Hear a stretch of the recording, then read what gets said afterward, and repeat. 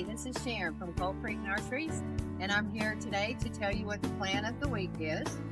And it is Serendipity Magnolia. That is the cross between the banana shrub and a magnolia.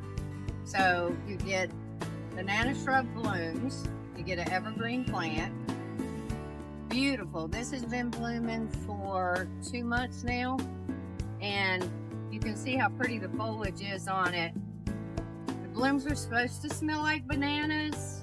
It doesn't smell like bananas to me, but this makes a great hedge. It's 8 to 10 feet tall, about 8 feet wide.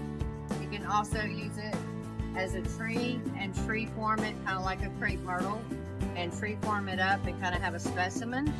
Either way, you need one of these in your yard. So come on down to Cold Creek and see me.